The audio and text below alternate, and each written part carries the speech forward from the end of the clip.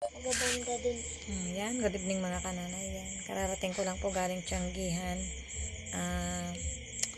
Yun nga, hindi ako makatulog kasi syempre kaiisip nung sa credit loan ko kung paano ko po yun ma-resolve. Ang hirap po nung ganong sitwasyon na nalubog ka sa utang, kaya po yung mga kananay na tulad ko dyan ay hindi na po yung subukan yung pagpupuhunan na galing sa 5-6 kasi napakahirap po yung daily hulugan. Di bali po kasi yung weekly hulugan iba-iba, pero yung daily po ang hirap. Hindi ako makatulog, kakaisip paano ko mababayaran. Ang laki po, hindi rin biro. Nasa 50,000 po, umabot na ng 50,000 yung credit ko.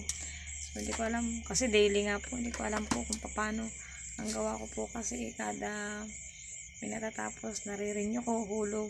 Parang yun nire-renew ko po.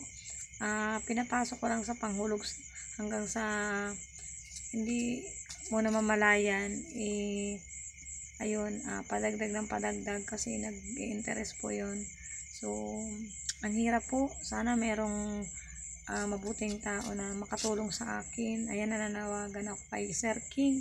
Sana matulungan niya ako kung paano ko mabayaran yung credit loan ko at makabawi din ako sa kanya sa huli. Pag naka-ahon-ahon po ako kay yan sa Team Repsol po, kay admin Pinoy Biker Italy, sana matulungan mo ako admin na kahit pa paano po sa counting halaga kung ano po yung makakaya nyo sana po matulungan nyo ako, nahingi po ako ng tulong mabayaran po yung counting credit ko kasi talaga pong obligado pong magbayad.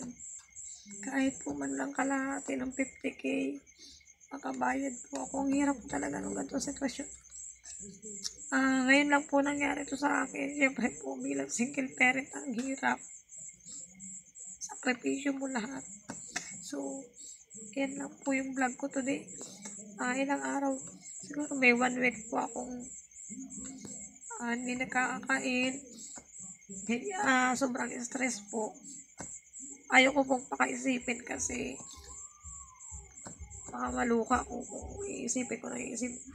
Alam nyo, dumating na yung point na nag-chat na ako kay Wamos, kay Tony Fowler para po ma-resolve lang yung aking credit loan, pero wala pong response nila, hindi ko po alam.